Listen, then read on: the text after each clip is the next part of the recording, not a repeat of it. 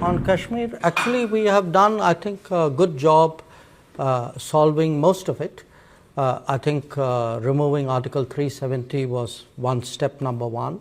Holding elections, which were done with a very high turnout, was step number 3. I think the part we are waiting for is the return of the stolen part of Kashmir, which is on the under illegal Pakistani occupation. When that's done, I assure you, Kashmir solved. Take a gentleman here on the aisle. Yep. My name is Nisar. I am an author and a journalist. Let me make you a little nervous, Your Excellency. Thank you very much for your dissertation. Yeah.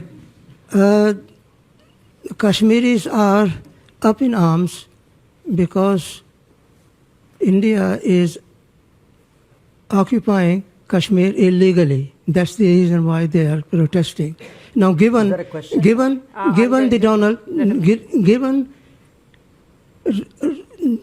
Mr. Trump's zeal for striking peace and peace deal, can Narendra Modi use his friendship with Donald Trump to solve out the problem of Kashmir? There are 1 million soldiers stationed in Kashmir to control 7 million Kashmiris. So what are you going to do about the Kashmir problem? Okay, you haven't spoken about it. Can we just capture the question there? Thank you. Look, on Kashmir, actually we have done, I think, a good job solving most of it. I think removing Article 370 was step number 1. Then restoring growth and economic activity and social justice in Kashmir was step number 2. Holding elections, which were done with a very high turnout, was step number 3.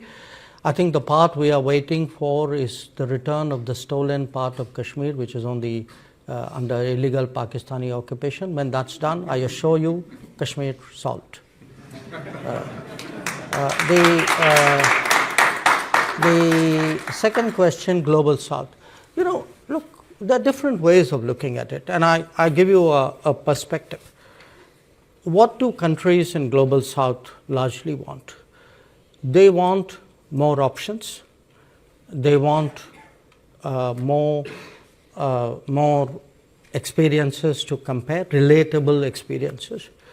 They would like to get into relationships which actually help them build their society on a sustainable basis. So forget India, China for a moment. I think what is happening and is that much of the Global South in the previous decades had very limited options. You know, they either had Western options, they had multilateral development banks, which were in a way associated with it. Within the Western options, they had maybe some subsets out there. Then at some point, they had Soviet/Russian options. Then you had a set of China options.